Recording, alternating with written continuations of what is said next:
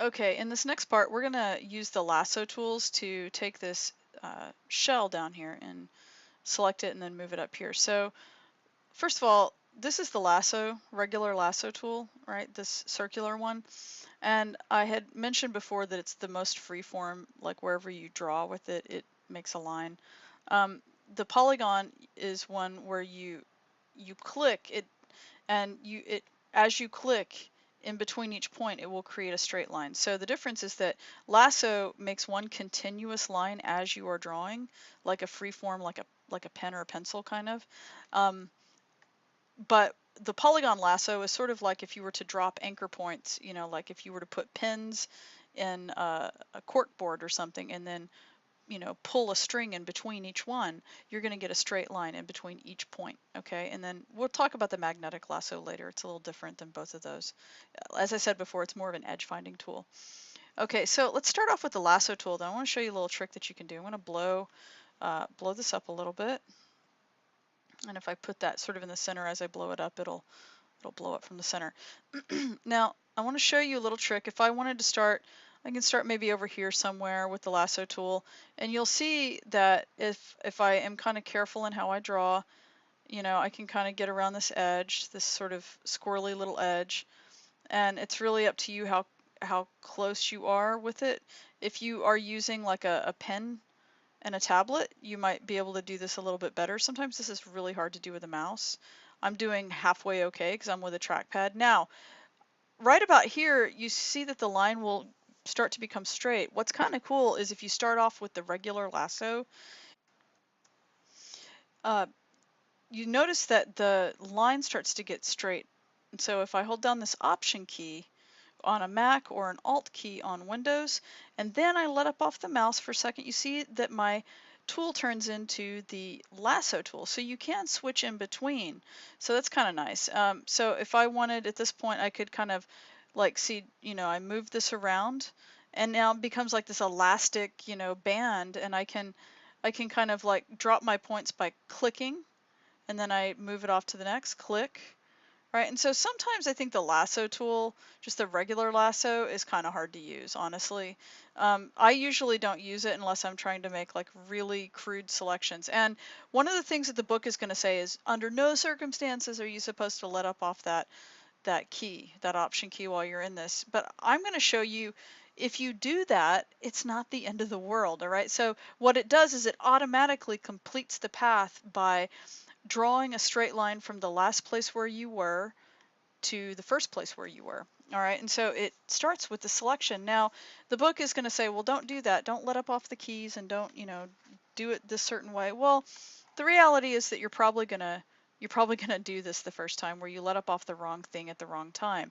And so if you actually have a good partial selection, don't start over. Okay, I'm showing you this on purpose, so don't start over. What you can do at this point to add to a selection, you can hold down the Shift key before you start to click, and you see that little plus symbol right there? You see that?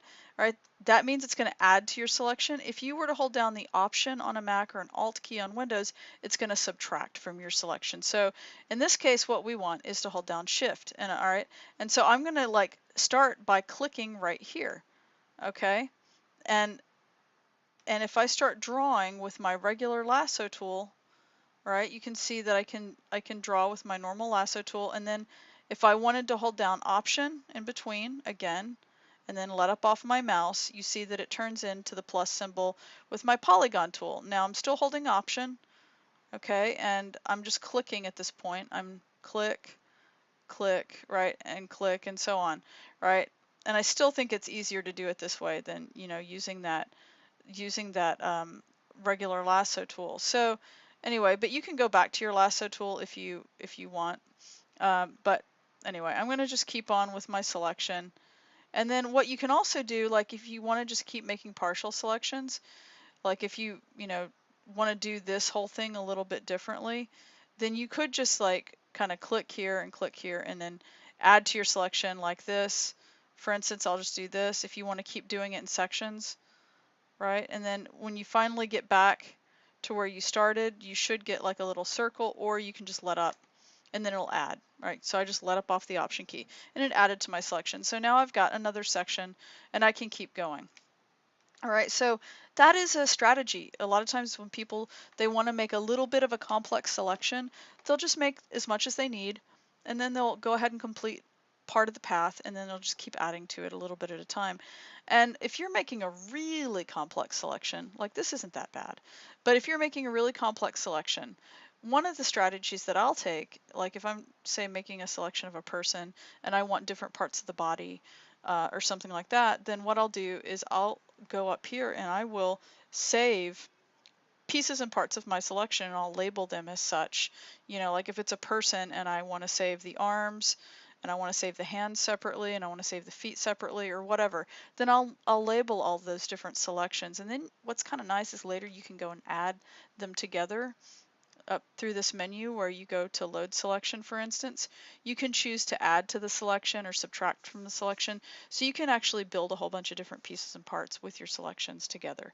So there's that strategy the book doesn't really talk about, but I think at this point what I want to do is go ahead and finish making my selection. So I'm going to hold down Shift, and I'm going to start drawing with my lasso tool. And then I can let up off a Shift at this point if I want. I don't have to keep holding it, because the whole point was that I'm just adding to it. And you'll see, I want you to notice that my selection edge right there wasn't that great, so I might have to go back and fix it. Again, I'm showing you some of this stuff on purpose. There, my selection edge isn't so good, right? And so at this point, you know, maybe what I want to do is just go, okay, well, let's just finish this part of it. And then I have to look at some of these areas where I dipped in a little bit. For instance, you know, I started to kind of get a little bit astray here, especially right there. So in this case, what I can do is I can go back right here, and I can hold down Shift again. And except I don't want to use my normal lasso anymore. I want to use my polygon because I have more control. And I'm going to hold down my Shift key. See, I get that plus symbol, and I'm going to add to my selection. And see, I don't have to hold the Shift key down this whole time, which is kind of nice, right? And so I can just do this now, and then that adds, and it fills in that selection where I made a mistake. And then you'll notice, like, I have some white pixels right here that I don't really want, maybe on the edge. So I could hold down Option.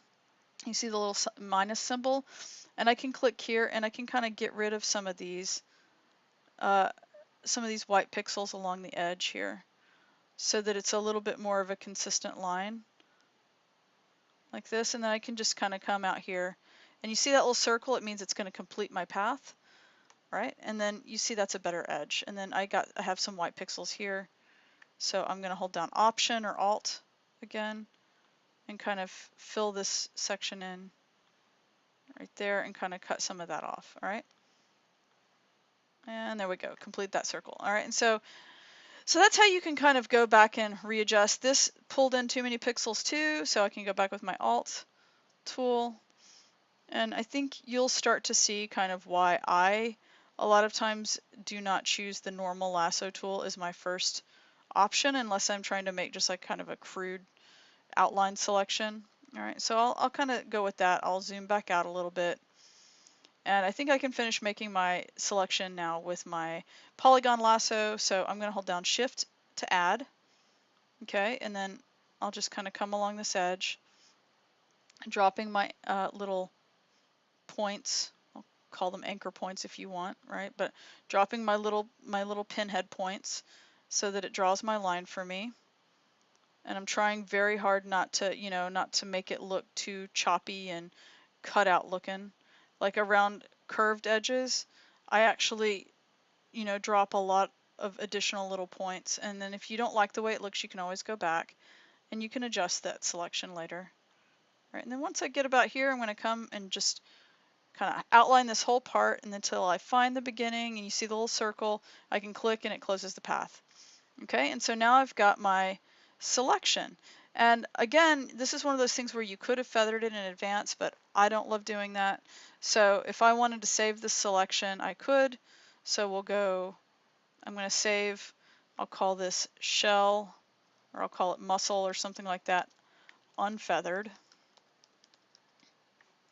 Okay, so now I've got that selection saved. If I need to go back to it, I'm going to go ahead now and I'm going to add, I'm going to modify and add a feather of 1 pixel to it, okay? And then at this point, what the book wants you to do is it wants you to take that selection and it wants you to move it up here. I'm going to show you what the book is telling you to do, but then I'm going to show you an alternate way of handling this. So at this point, I would take my move tool, and you can go ahead and, according to the book, if you wanted to keep everything on the same layer.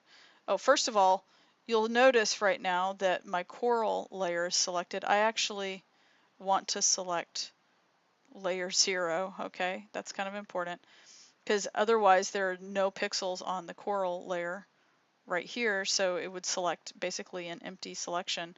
So if I choose layer 0, I can take it, you see it's got the little cut symbol right there, the little scissors, and I can move that, and I can move that up here. Now, one of the things that it also talks about is that I need to be able to rotate this now. All right, so at this point what I can do is I can go up to say edit, and then I can go down to transform, and I can tell it to rotate while it's still selected, and then I can rotate it, and if I hold down the shift key, it'll rotate it exactly on the specific axis, like on a 90-degree axis, and then I can nudge it down. If I hold shift, it'll nudge it down in a greater value. And then I could commit to that. Now, one of the things I did say is I said, oh, the book tells you to move it this way. Well, actually, the book wants you to hold down your control or command key, which is gonna, treat this section a little bit differently. But still, the principle is it's gonna make it into one flat layer. So if I were to commit to that, then this is the way that this is gonna look. Okay, and then if I were to deselect, then now it is a permanent part of this layer 0. If I want to undo all of that real quick, just to show you, let's go back to where we add the feather. Okay, again, this is where I'm going to say copy, so Command C or Control C. Oops, oh, and look what it did. Let me show you. In my layer, see, I tried to copy it and it said coral. It's on the coral layer. Remember, those are empty pixels, right? So I need to select my layer 0, which is my background. If I copy that now, I can go and paste it, and it adds another layer. I'll call this muscle. Oops, muscle. Okay. And then at this point, I can take my move tool, and I can move it up here. And then at this point, the other thing too that I can do is I can go up here to edit, transform, and I can go to rotate like I did before. The other thing that I can do is I can just do Control T or Command T, and it gives me my free transform tool. So it lets me scale it or it lets me rotate. So now if you see the little double-headed arrow here where it's curved, it means it wants you to rotate it. I can click and I can start to turn it, and if I hold down shift, it'll constrain to the, I want to say to the axis, X and Y axis, but specifically it also will do it in specific increments. You see that it goes from 0 degrees to 15 degrees to 30 degrees, 45 degrees, and so on, right, until we get to 90. So we want to put it at 90, and then I can sort of nudge it down with my nudge tools like that, and then I can commit to it. And then I have a whole nother layer called muscle that's manipulatable by itself, okay, which is kind of nice. All right, so that's one of the ways you could do the muscle. Now, if you were to ask me, probably an easier way to do the muscle would have been if you had actually treated it in the same similar way that you treated this coral, where you made a rectangular selection, you chose the magic wand tool, and then you went ahead and selected the light colored pixels in the background. You probably would have had a slightly better result, faster too, but whatever, this worked just fine, and it showed you how to use those two different lasso tools. Okay, so in the next demonstration I'm going to show you how you can use the magnetic lasso tool.